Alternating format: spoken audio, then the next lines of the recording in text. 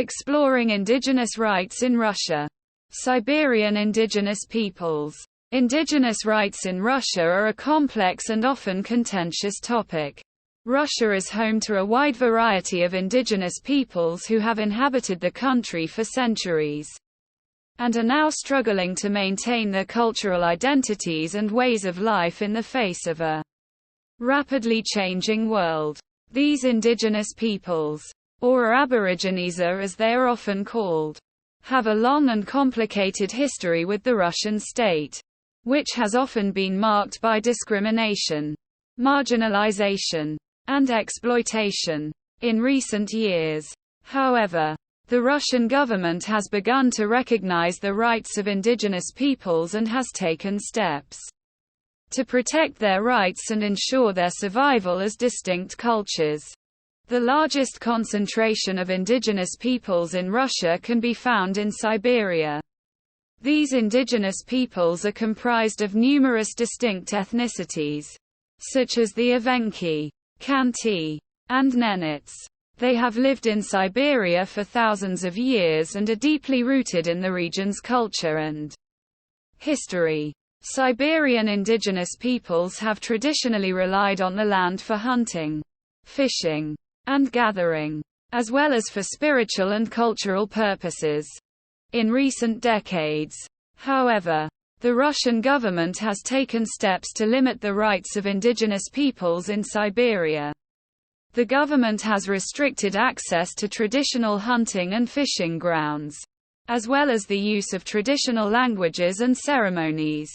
In addition, the government has imposed heavy taxes on traditional subsistence activities, making it difficult for indigenous peoples to maintain their traditional way of life.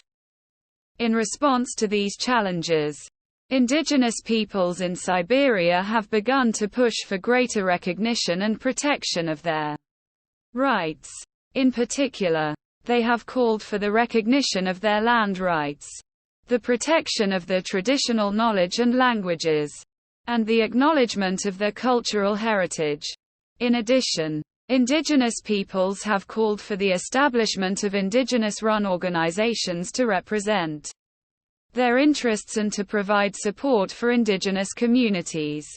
In recent years, the Russian government has begun to take steps to address indigenous rights in Siberia. For instance, the government has established a number of indigenous-run organizations, such as the Siberian Indigenous Peoples Association, which are working to protect indigenous rights and culture. In addition, the government has recognized the importance of traditional subsistence activities and has taken steps to protect traditional hunting and fishing grounds. Finally, the government has also provided funding for the preservation of indigenous languages and cultural heritage. Overall, the situation of indigenous peoples in Siberia is complex and in flux. While the Russian government has taken steps to recognize and protect indigenous rights, there is still much work to be done in order to guarantee the survival of these distinct cultures. As the world continues to change, it is important to ensure that the rights and cultures of indigenous peoples are respected and preserved. Only then can we ensure that the unique cultural heritage of Siberian indigenous peoples will be passed on to future generations.